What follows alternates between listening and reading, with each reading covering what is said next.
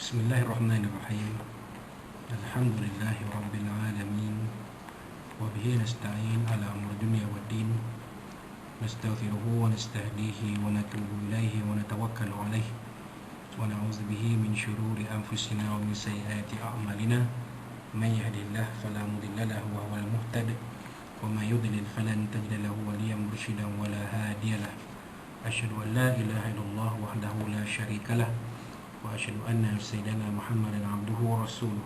Allahumma shalli wa sallim wa barik ala hadzal nabiyil karim sayyidina wa habibina wa syafi'ina wa zuhrina wa maulana Muhammadil Mustafa wa ala alihi wa sahbihi wa man da'a bi da'watihi wa tamassaka bi sunnatihi wa jahada fi sabilillah ila yaumiddin. Rabbi shrah li sadri wa yassir li amri wa hlul 'uqdatam min lisani yafqahu qawli.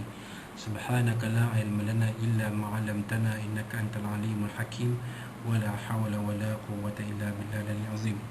Allahumma iftah 'alaina hikmataka wa anshur 'alaina min khazaini rahmatika ya arhamar rahimin. Allahumma arinal haqqa haqqan warzuqna ittiba'ah wa arinal batila batilan warzuqna ijtinabah. Qala Allah subhanahu wa ta'ala fi kitabil aziz, a'udzu billahi minasyaitonir rajim. Bismillahirrahmanirrahim. Inna anzalnahu fi lailatul qadr wa ma adraka ma lailatul qadr. Lailatul qadri khairun min alfi syahr. Tanazzalul malaikatu warruhu fiha biizni rabbihim min kulli amr. Salamun hiya hatta matla'il fajr.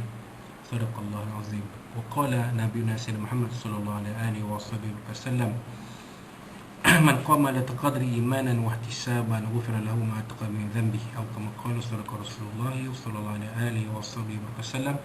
Wa qala syafi'una sayyidina Muhammad sallallahu alaihi wasallam wa yad'u fi du'ahi Allahumma innaka afun tuhibbul afwa fa'fu anni, aw kama qala Rasulullah sallallahu alaihi wasallam. Tuan-tuan dan puan-puan, muslimin muslimat bersekalian rahimakumullah, assalamualaikum warahmatullahi wabarakatuh. Amma ba'd. Alhamdulillah, alhamdulillah, pada malam ini malam 27 Ramadan 1441 Hijriah bersamaan 19 Mei 2020, kita telah pun siang tadi menyempurnakan puasa hari yang ke-26 Ramadan, dan kita memulakan 27 Ramadan dengan kita berbuka sebaik saja terbenamnya matahari, berkumandangnya azan maghrib, kemudian kita menunaikan solat fardhu maghrib, kita makan malam, kita menunaikan solat fardhu isya, dan juga mengerjakan solat tarawih dan witir. Dan mungkin saya percaya ramai di antara tuan-tuan dan puan telah mengkhatamkan bacaan Al-Quran pada malam ini, dan menghadap bersama-sama dengan ahli keluarga masing-masing di rumah, berkumpul untuk kita mengkhatamkan Al-Quran pada malam 27 ini. Jadi tuan-tuan dan puan-puan, inilah antara perkara-perkara yang kita akan perbanyakkan di dalam apa yang dikatakan sebagai pecutan akhir Ramadan, sepertiga akhir Ramadan, wa akhiru itqum minan nar. Itu sepertiga akhir Ramadan ini merupakan pecutan akhir Ramadan, untuk kita memburu malam Lailatul, kelebihan-kelebihan yang ada di dalam malam Lailatul Qadar yang ada dalam salah satu malam dari 10 malam terakhir bulan Ramadan ini. Jadi untuk kita membincangkan benda ini dengan lebih lanjut, insya-Allah kita akan kupas, kita akan sama-sama kongsikan kupasan akhir yang tertulis dalam buku Tazkirah Ramadan yang dikarang oleh Fadilatul Syekh Tuan Guru Ustaz Datuk Haji Muhammad bin Kamuluddin Ar-Rambawi hafizahullah taala. Jadi dalam tajuk kecilnya, bagaimana kalau seorang itu dikira mendapat malam Lailatul Qadar. Sebagian ulama di dalam mazhab Syafi'i menyebut terhasilnya kelebihan menghidupkan kedua-dua malam hari raya dengan menghidupkan sebahagian besar dari kedua-dua malam tersebut.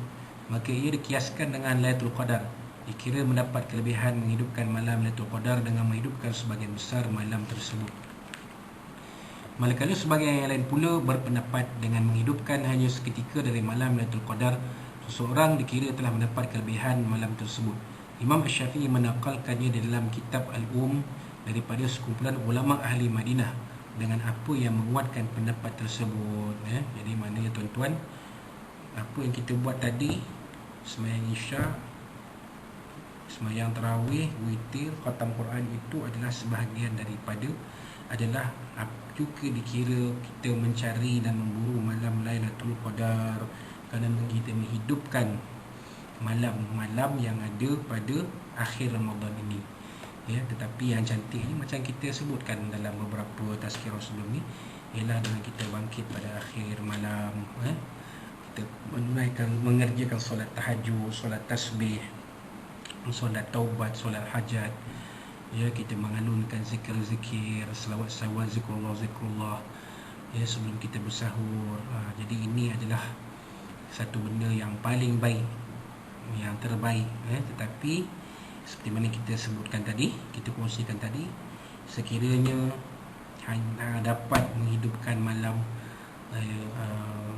dengan solat tarawih, dengan sembahyang tarawih, sembahyang witir, baca Al-Quran, itu pun sudah termasuk juga dalam kita menghidupkan malam-malam akhir bulan Ramadan, dan insya-Allah mudah-mudahan mendapat ganjaran daripada kelebihan-kelebihan yang ada pada malam Lailatul Qadar.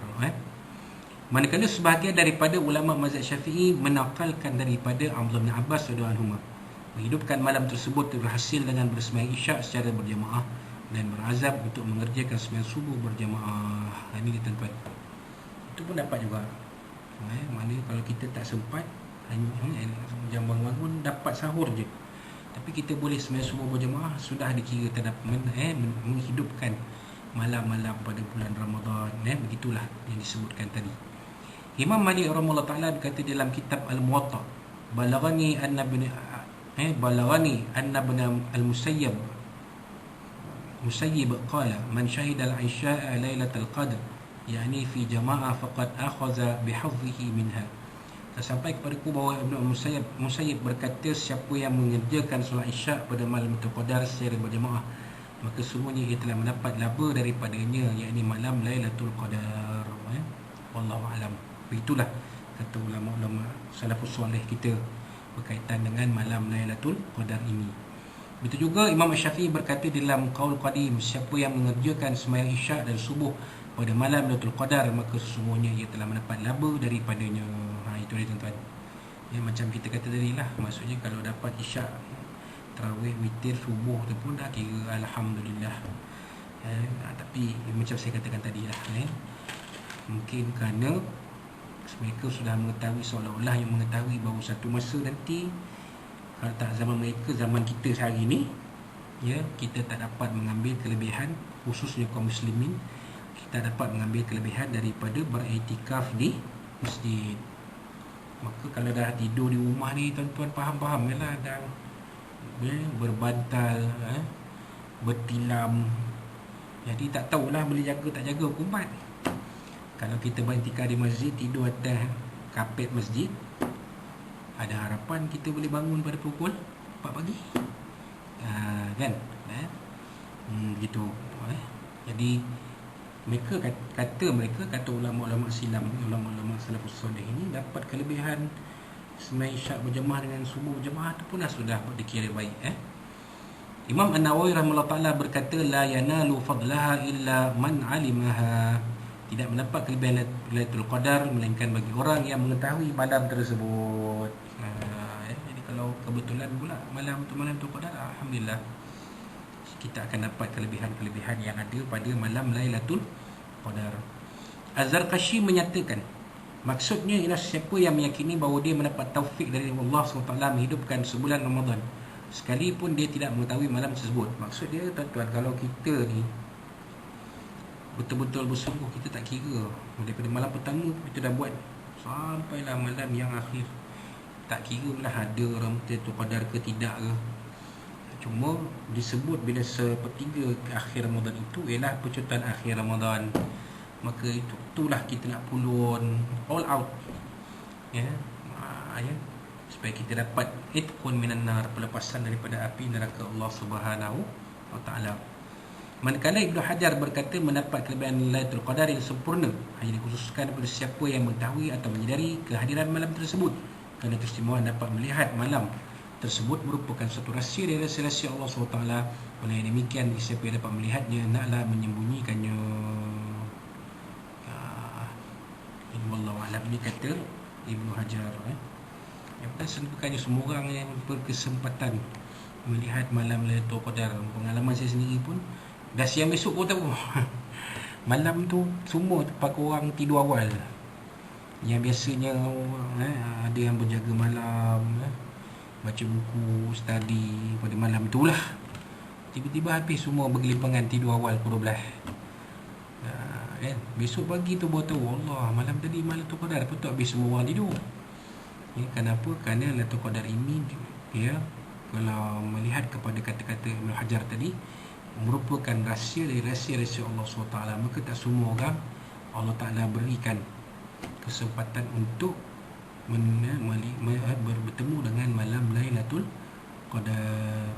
Tapi itulah, macam saya kata tadi, kita tidaklah berputus asa untuk mencari malam Lailatul Qadar, malah kita terus mencari sampailah ke malam yang akhir pada bulan Ramadan. Disunatkan bagi orang yang dapat melihat Lailatul Qadar menyembunyikannya, kerana ini merupakan satu kemuliaan dan memang sepatutnya satu karamah itu disembunyikan daripada pengetahuan orang ramai. Maknanya kita tak payah ceritalah, lebih baik. Kalau sedar pun tak payah cerita, sedar sajalah. Kebetulan kalau dapat, supaya kita heboh-hebohkan. Itu adalah satu kelebihan yang Allah Ta'ala beri kepada kita.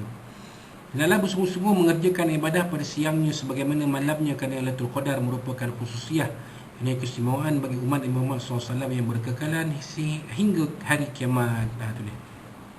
Jadi hari siang pun kita pulun, malam pun pulun, siang pun pulun. Alhamdulillah.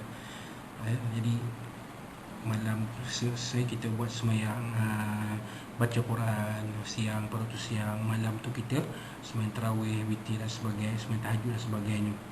Jadi yang sungguh-sungguh, kerana Lailatul Qadar ini untuk kita sebenarnya, khusus untuk kita umat Nabi Muhammad SAW. Ini kita sebut dalam tazkirah surah yang lepas, tidak diberi kepada umat yang terdahulu. Setengah ulama menegaskan bahawa malam Lailatul Qadar hanya berlaku seketika seperti gambaran kilat yang menyambar. Siapa yang beramal pada masa tersebut akan beroleh pahala yang sempurna, manakala kelebihan rahmatnya berpanjangan sepanjang malam hingga terbit fajar. Wallahu a'lam. Ini adalah pandangan ulama-ulama. Kita tidak bersikap terbuka, tidak menerima bulat-bulat dan tak menolak bulat-bulat. Itu adalah pandangan mereka, pendapat mereka. Maka kita sambut dengan baik. Apa yang penting, tuan-tuan, perempuan, ialah kita berusaha untuk mendapatkan kelebihan-kelebihan yang ada pada malam Lailatul Qadar, dengan kita memperbanyakkan ibadah pada malam-malam yang akhir ini. Seperti yang disebutkan, pecutan akhir Ramadan. Mudah-mudahan apabila sampai kita ke penghujung Ramadan, kita akan kembali kepada fitrah, dan pada masuknya berakhir Ramadan dan masuknya 1 Syawal, kita akan kembali kepada fitrah bersih kita daripada segala dosa, di mana hari kita lahir dahulu, insya-Allah. Jadi itulah saja sedikit apa yang kita boleh kongsikan dalam pada tazkirah pada malam ini. InsyaAllah kita akan sambung lagi dengan tazkirah Ramadan pada malam besok, dengan tajuk yang pengisian berkaitan dengan Lailatul Qadar juga sebagai yang akhir-akhir untuk Ramadan ini. Dan kepada tuan-tuan perempuan, selamat beristirahat, dah tengah malam ni. Selamat beristirahat, dan untuk kita bangun pada akhir malam, untuk kita bertahajud dan sebagainya, kita bersahur dan sembahyang subuh, meneruskan puasa untuk hari besoknya 27 Ramadan, sampailah kepada sempurnanya, dan kita berbuka solat maghrib, solat tarawih, witir, dan akhirnya insya-Allah besok kita akan bertemu dengan dalam tazkirah yang berikutnya untuk malam besok. Dan kepada tuan-tuan dan puan-puan yang telah pun khatam Al-Quran, diucapkan barakallahu fikum kepada tuan-tuan dan puan. Alhamdulillah, kita telah pun selesai mengkhatamkan Al-Quran sekurang-kurangnya sekali pada bulan Ramadan ni. Alhamdulillah, syukur alhamdulillah. Maka untuk malam-malam 3 malam yang berikut ni, insya-Allah kita akan berusaha lagi untuk kita menambahkan amal ibadah kita, insya-Allah. Bertemu kita pada malam besok untuk tazkirah Ramadan yang berikutnya. والله ورسوله أعلم. بارك الله فيكم. أقول قولي هذا وأستغفر العظيم لي ولكم وبالله التوفيق والسلام عليكم ورحمة الله وبركاته.